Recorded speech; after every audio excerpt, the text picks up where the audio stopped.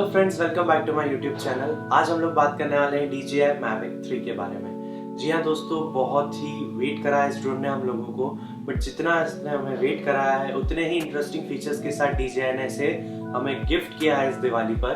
तो आज हम उसी ड्रोन के बारे में बात करने वाले हैं कि क्या इसमें नए फीचर्स है, क्या इसकी क्वालिटी है, कितना फ्लाइट टाइम है, क्या क्या मेजर अपग्रेड्स हैं और सबसे मेन क्या इसका प्राइस पॉइंट है। तो ये सारी बातें जानने के लिए वीडियो के एंड तक जरूर बने रहिएगा। वीडियो पसंद आए तो वीडियो को लाइक, शेयर और चैनल को सब्सक्राइब करना बिल्कुल मत भूलिएगा। चलिए शुरू करते हैं। तो दोस्तों, सबसे पहले ऑफ कोर्स हम बात करेंगे इसके कैमरा के बारे में। 4/3 इंच का सेंसर इसमें अब DJI ने दे दिया है। जी हाँ दोस्तों, 1 इंच से भी बड़ा सेंसर इसमें हमें देखने को मिलने वाला है।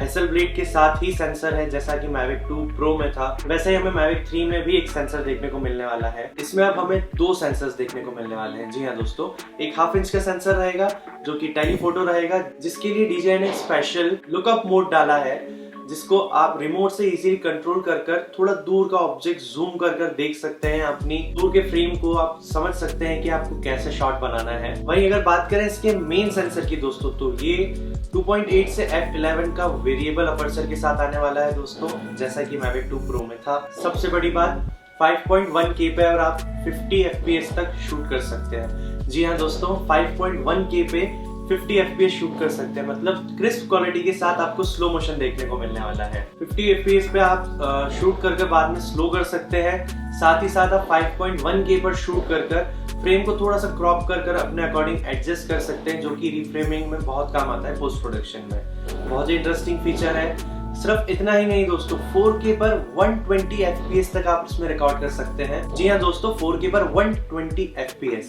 Sony A7S III के साथ डायरेक्ट आप इसका फुटेज मर्ज कर सकते हैं 4K में विदाउट एनी क्वालिटी लॉस। दूसरा, अगर बात करें ड्रोन के ओवरऑल बिल्ड क्वालिटी की, ड्रोन का ओवरऑल लुक DJI ने बहुत ही चेंज कर दिया है। बहुत ही डिसेंट सा और हाई क्वालिटी बिल्ड आपको देखने को मिलने वाला है। डिजाइन की बात करें दोस्तों, तो DJI ने काफी सटल डिजाइन रखा है। इसका कलर स्कीम को चेंज कर दिया है, थोड़ा सा डार्क कर दिया है। ओवरऑल आपको एक डार्क ग्रे फिनिश में और हाइलाइट्स जो है ब्लैक में देखने को मिलने वाले हैं।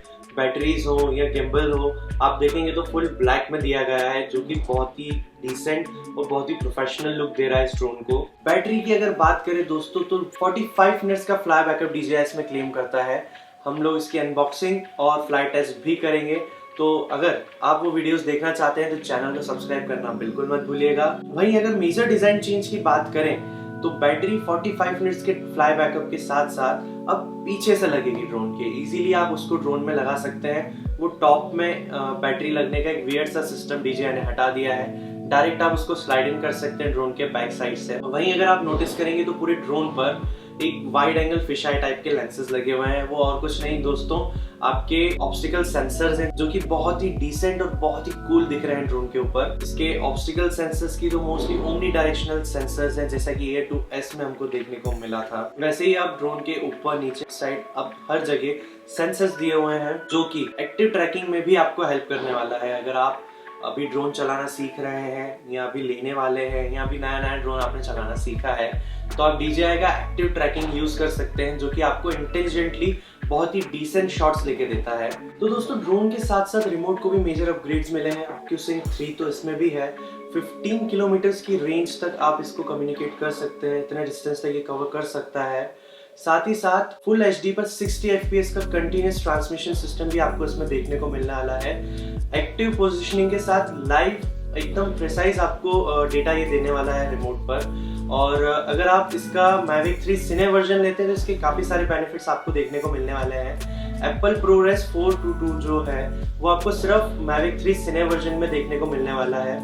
इसके साथ ही साथ आपको 1 TB का ऑनबोर्ड SSD मिलने वाला है, और इसके साथ आपको RC Pro मिलने वाला है कॉम्बो के अंदर, जिसमें कि बहुत ही प्यारा DJI का डिस्प्ले देखने को मिल जाएगा, जो कि बहुत ही ब्राइट होने वाला है।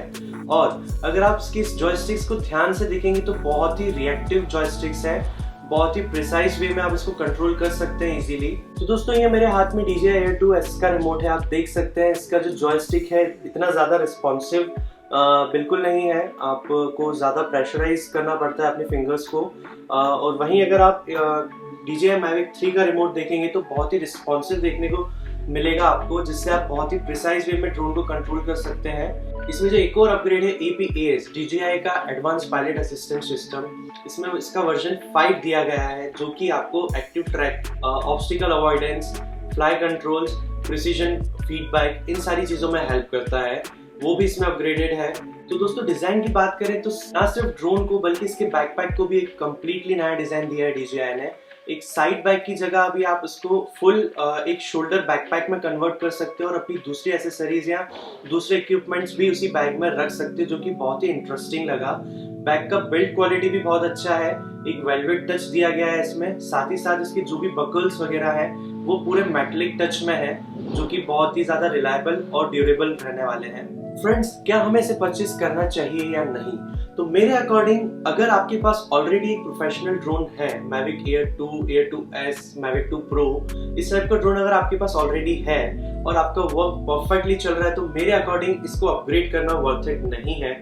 हालांकि आप इसका बेसिक वर्जन ले सकते हैं, but still fly mode combo में काफी सारी ऐसी चीजें होती हैं जिसकी रिक्वायरमेंट हमें होती है, और अगर आप इस सेपरेटली परचेज करने जाएंगे तो बहुत कॉस्टली पड़ता है। वहीं अगर बात करें इसके सिने वर्जन के बारे में, तो बहुत ही ज्यादा कॉस्टली प्राइस टैग है इसका, जो कि है $5000। बहुत सारे प्रोफेशनल फीचर्स हैं इसमें। अगर आपको यूज है तो आप इसे परचेज कर सकते हैं, जैसे कि एप्पल ProRes 422 HQ का अगर आपको यूज है, आप 5K में 50 FPS का रिकॉर्ड करना चाहते हैं, या 4K 120 FPS तक की रिकॉर्डिंग क्वालिटी आपको चाहिए, या 15 किलोमीटर का फ्लाई रेंज आपको चाहिए हो, हाई क्वालिटी डिस्प्ले चाहिए हो, 1 TB का SSD आपको मिल जाता है। अगर ये सारी चीजों का रिक्वायरमेंट आपको है तो आपके लिए वर्थ इट अपग्रेड है, वरना मैं बिल्कुल सजेस्ट नहीं करूंगा कि आपको सिने वर्जन लेना चाहिए। $5000 के प्राइस पॉइंट पर आपको ये मिलने वाला है, जो कि मेरे अकॉर्डिंग बहुत ही कॉस्टली है। और ये जो प्राइस पॉइंट मैंने आपको बताया, ये $5000 आउटसाइड इंडिया, जो कि तकरीबन $4.25 रुपए बैठता है। यही अगर आप इंडिया में परचेज करेंगे तो आपको और import duties, customs, watts, taxes, दूसरी चीजें पे करनी पड़ेंगी, जिसके बाद ये 4 लाख अबव आपको कॉस्ट करने वाला है। मेरे अकॉर्डिंग बिल्कुल वर्थ इट नहीं है।